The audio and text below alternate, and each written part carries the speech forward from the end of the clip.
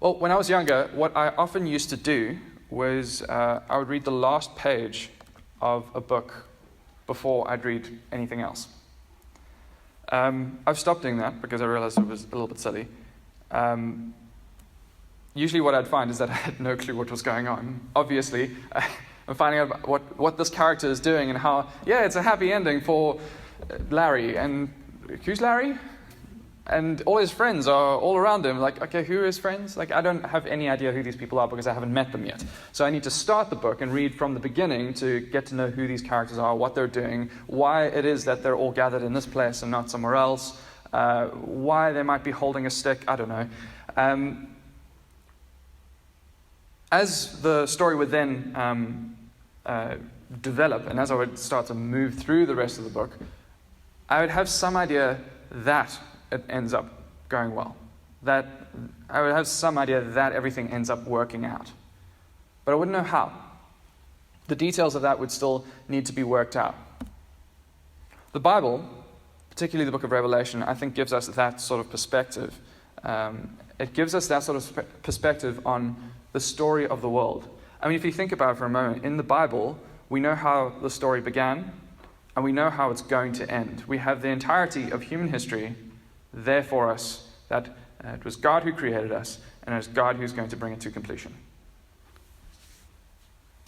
And the way that he's going to do that, spoiler alert, Jesus wins. Sin and death and everything that goes with it are defeated. And those who cling to him will spend eternity rejoicing in God's presence in a new Eden-like New Jerusalem garden temple. Before we get stuck in, we should just say something about how to read Revelation. That's what the video was about. Like we saw in the video, the book of Revelation is what we would call apocalyptic literature.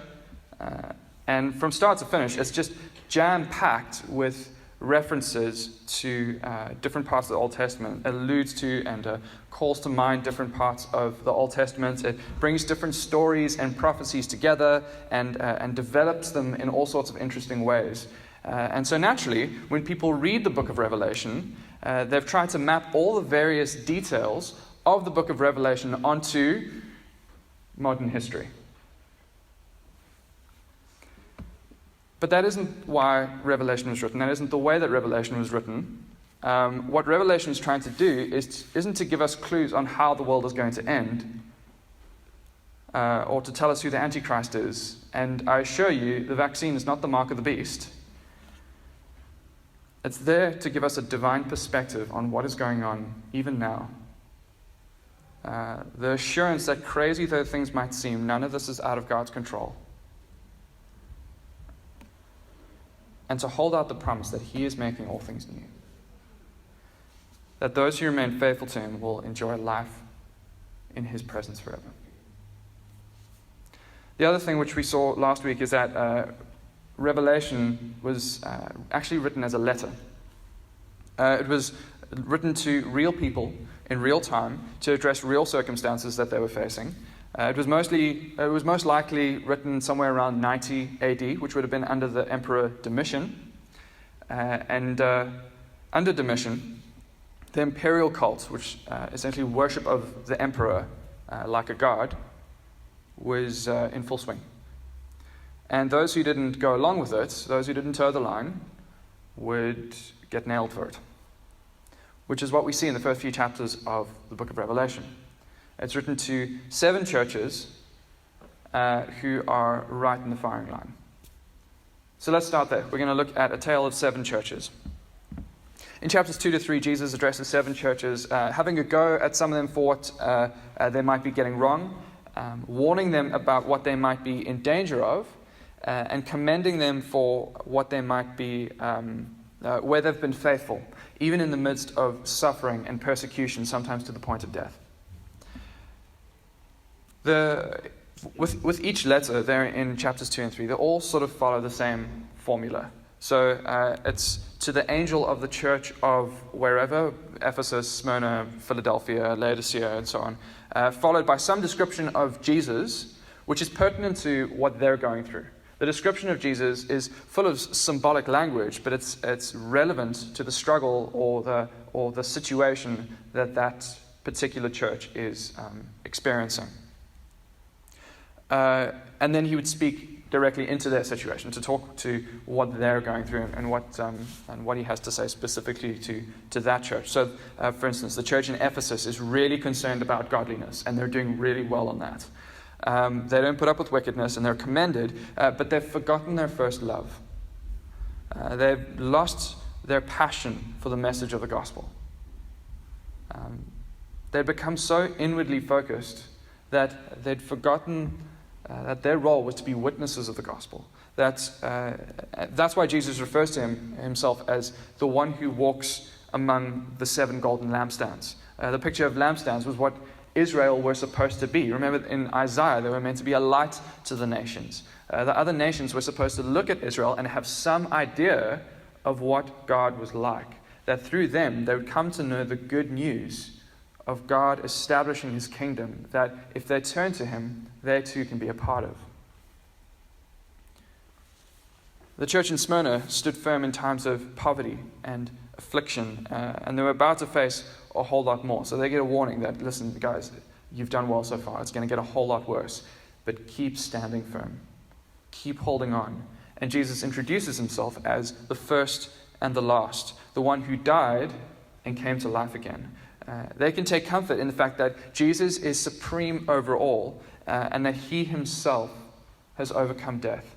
And they can find hope in that. That's what Jesus says to 2 of the churches. I'll leave you to read what he has to say to the others for yourself. But it does give us a flavor of what's going on in these churches. In the face of persecution and pressure from the Roman emperor to deny Christ, to worship the emperor, some were standing firm, while others were tempted to compromise in some way. And the call to each of them is to stand firm. That the one who overcomes will inherit eternal life in the new creation, which is something that John actually circles back around to at the end of the book in chapter 22. So these were written to particular churches at a particular time, facing particular circumstances and facing particular challenges. But remember that Revelation, apart from being a letter, it's apocalyptic literature. So one of the hallmarks of apocalyptic literature is its use of symbolism and symbolic language. So quite often, numbers actually have a significant meaning. I think there's a way of overplaying this. Generally in the Bible, there's a way of overplaying this to be like, this is... In fact, I was having a conversation with somebody recently about why Jesus had 12 loaves and 7 fish. Is there supposed to be something that we're meant to read into that? Well, I'm not sure about that one. I think maybe it's just that there were one less than 13, one more than 11. But other times, the number of things matters. The fact that Jesus wandered the desert, that Jesus was tossed out into the desert for 40 days, I think is meant to call to mind the Israelites who wandered the desert for 40 years. I think we're meant to see the parallel there. So it's worth just kind of being like, maybe there's something there. Let's entertain that. Let's see where it might go, but not to make it walk on all fours, as it were. Here, I think it matters. The fact that there are 7 churches. It's a number that often symbolizes completeness or wholeness. So what's probably going on here is that we have letters written to specific churches, but the challenges, the warnings, the encouragements, what he has to say to those churches should be heard by the whole church, the complete church, the 7-fold church, including us. In these letters, we have an invitation to reflect. Have we forgotten our first love? Have we become so inwardly focused and lost our missional edge, where others come to know Jesus because of our example and witness to the world? When we go through patches of suffering, when we go through patches of persecution, when we're given a hard time for following Jesus, do we feel the allure of what the world has to offer? Maybe to turn our back on Jesus, to make things easier or more comfortable. It's into situations like these that I think the book of Revelation speaks, offering us a divine perspective, of what's going on in the world, of what we can expect, and of how we can stand firm. And that's developed through the rest of the book of Revelation. That, I think, to some degree, is what the book of Revelation as a whole is all about. People and spiritual forces rising up against God, terrorizing his people, but God bringing his people through. It isn't by us overpowering our enemies, though, but through suffering. Jesus overcame not by raising a sword, but by being raised on a cross. And we're called to do likewise. We're called to follow in his example. Jesus overcame not by destroying his enemies, but by loving and dying for his enemies. And that, I think, is a powerful example for us to follow. We can do likewise knowing that God is on his throne, that he's going to bring everything to completion. And that's actually what the next part of John's vision is all about. So, looking at chapters 4 and 5, the passage that Leanne read for us, looking at the throne room of God. John sees a vision. After this I looked, and there before me was a door standing open in heaven, and the voice I had first heard speaking to me like a trumpet said, "Come up here, and I will show you what must take place after this." At once I was in the Spirit, and there before me was a throne in heaven with someone sitting on it.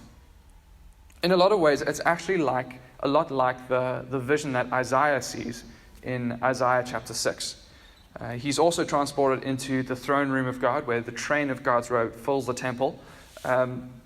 He sees God in his glory, and in Isaiah, you've got the seraphim who are crying out, "Holy, holy, holy," which actually is what the song that we sang earlier was based on. That cry that God is holy, and that response of Isaiah saying, "Woe is me, I've seen the Lord," and is so overwhelmed by the glory of God that he thinks he's going to die. All around the throne room in Revelation, there are 4 living creatures who, like the seraphim in Isaiah's vision, are crying out, "Holy, holy, holy." And John sees this breathtaking vision of God seated on his throne. So verse 3, one who had the appearance of jasper and ruby, a rainbow that shone like emerald encircled the throne. And also around the throne are 24 elders, 24 representing the 12 tribes of Israel and the 12 apostles, all declaring his praises. And in the midst of all the craziness of the world around us, the divine perspective that we're given. That's interesting. The divine perspective that we're given is that God is seated on his throne. That God is in control. I'm not actually sure how I feel about that.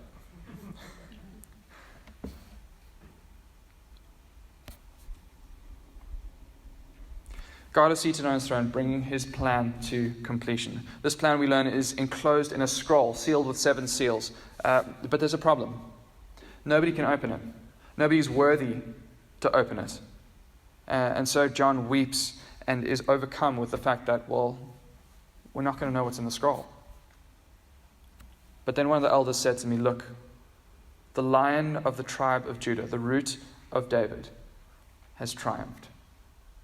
He is able to open the scroll and its 7 seals." Jesus is worthy to open it.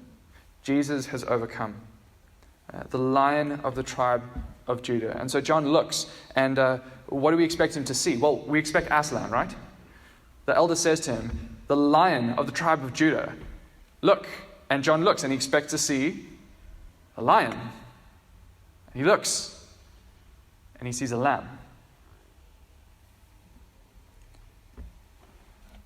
Verse 6, "I saw a lamb looking as if it had been slain, standing at the center of the throne, encircled by the 4 living creatures and the elders." Admittedly, it's a bit of a strange-looking lamb, so we learn that it had 7 horns and 7 eyes, which are the 7 spirits of God and sent out into all the earth. Again, it's picture language. It speaks to his dominion. But even so, it's a lamb, and a slain lamb at that. And this again is the point. that God brings about his plans and purposes. God plans to redeem his people, to make everything new through the suffering and the death of the Lamb, through the death and the resurrection and the exaltation of Jesus. The next phase of the book takes us through 3 cycles like we saw in Bible Project video.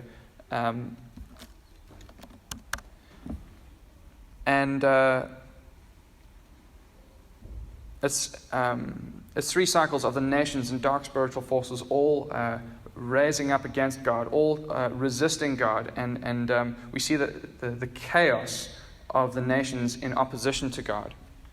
But the point again is made that God's people resist not by taking up arms. God's people resist not by fighting, but by loving and dying for their enemies, by following the pattern that's laid out in the slain lamb. And all this reaches ahead in chapter 17. So let's look together at a tale of 2 cities.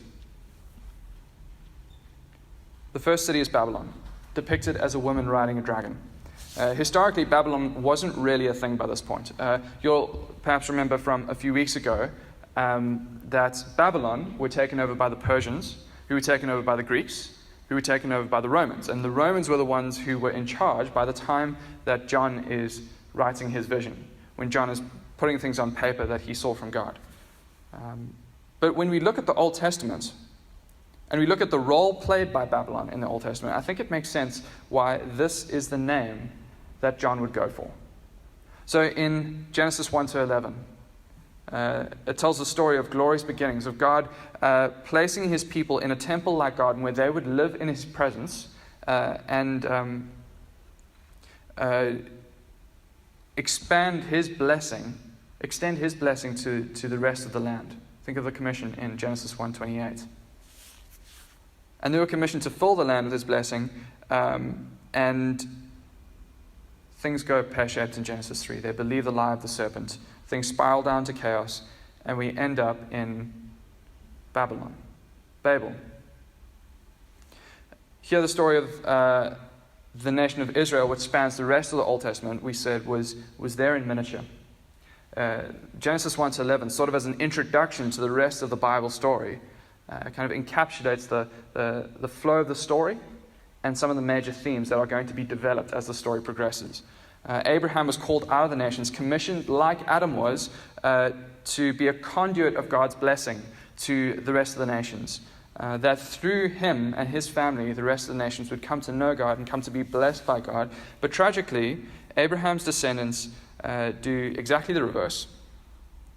They believed the lies of the nations around them, slipped into sin and idolatry, and the way that the Old Testament often talks about them is as a wayward wife that abandoned her faithful husband. And they spiraled down to chaos and ended up in exile in Babylon. While they're there, Babylon the Great, which is the way that the city is referred to in Revelation 14, verse 8, that's how Nebuchadnezzar arrogantly talks about his kingdom in Daniel 4. This is why they're in exile now. And for his arrogance, God actually forces him to walk on all fours. He makes him behave like an animal. He strips him of his authority and sends him out into the field. Jeremiah proclaims that Babylon will be desolate forever. Isaiah proclaims Babylon has fallen. All the images of her gods lie shattered on the ground. But in Revelation, the imagery that's used is actually quite suggestive. The way that it's developed is suggestive not of Babylon per se, but of Rome. And the way that other nations are complicit with Rome in their sin and opposition to God. What John is doing here is, in Revelation, is taking the teaching of the Old Testament and the prophecy of the Old Testament and applying it to his present circumstances, which for him was the power and the persecution of the Roman Empire. And the world we live in today is actually not so different. So the way Greg Beale puts it, Babylon is the prevailing economic religious system in alliance with the state and its related authorities, as it exists in various forms throughout the ages. In our world, also hostile to God and his people, the temptation might be to compromise, to go along with the world's values, or to hold loosely, perhaps let go of our allegiance to Christ. Again, to quote Greg Beale, the intoxicating effect of Babylon's wine removes all desire to resist Babylon's destructive influence, blinds people to Babylon's own ultimate destiny of insecurity and to God as the ultimate source of real security, and numbs them from fear of a coming judgment. And for Babylon, that judgment is coming. After this, I saw another angel come down from heaven with great authority, and the earth grew bright with his splendor. He gave a mighty shout, "Babylon has fallen, the great city has fallen. She has become a home for demons. She is a hideout for every foul spirit, a hideout for every foul vulture and foul and dreadful animal. For all the nations have fallen because of the wine of her passionate immorality. The kings of the world have committed adultery with her because of her desires for extravagant luxury. The merchants of the world have grown rich." Then I heard another voice calling from heaven, "Come away from her, my people. Don't take part in her sins, or you will be punished with her. For her sins are piled as high as heaven, and God remembers her evil deeds. Do to her as she has done to others. Pay her penalty for all her evil deeds. She brewed up a cup of terror for others, so brew twice as much for her. She glorified herself and lived in luxury, so match it now with torment and sorrow. She boasted in her heart, 'I am queen on my throne. I am no helpless widow. I have no reason to mourn. Therefore these plagues will overtake her in a single day, and death and mourning and famine. She will be completely consumed by fire, for the Lord God who judges her is mighty.'" In Genesis, the people of God are made in his image to extend his blessing over all the land. But they turned their backs on him and ended up in Babylon. Through the rest of the Old Testament, the nation that he raised up, that he made a covenant with, that were meant to be a light to the rest of the nations, turned their back on him like a faithless wife and ended up in Babylon. But Jesus, a new Israel, a second Adam, gave it one more shot. And the difference, as we've seen over the past few weeks, is that where Israel failed, where Adam failed, Jesus was faithful. So here at the end of Revelation, we have a choice. We can choose to follow the way of Babylon. But those who go the way of Babylon will meet the same end as Babylon. To those who continue to reject God, he'll not only give them what they deserve, he'll give them what they ask for. An eternity alienated and far away from his love and goodness. Or we could choose to identify ourselves with another city. The New Jerusalem, described not only as a city in Revelation 21, but as a garden in the first bit of chapter 22. And so let's end our time together by looking at the return to the garden. The Bible story, in some ways, it ends how it begins. The angel showed me a river with the water of life, clear as crystal, flowing from the throne of God and of the Lamb. It flowed down the center of the main street. On each side, the river grew a tree of life, bearing 12 crops of fruit, with a fresh crop each month. The leaves of the tree are for the healing of the nations. No longer will there be a curse upon anything, for the throne of God and the Lamb will be there, and his servants will worship him, and they will see his face, and his name will be written on their foreheads, and there will be no nightmare, no need for lamps or sun, for the Lord God will shine on them, and they will reign forever and ever. It's a return to Eden. It's a return to paradise. It's a return to living in God's presence, uninhibited by sin, by death, by everything that goes with it, by sickness, by mourning or pain. But there's a difference. The commission that's given to humanity,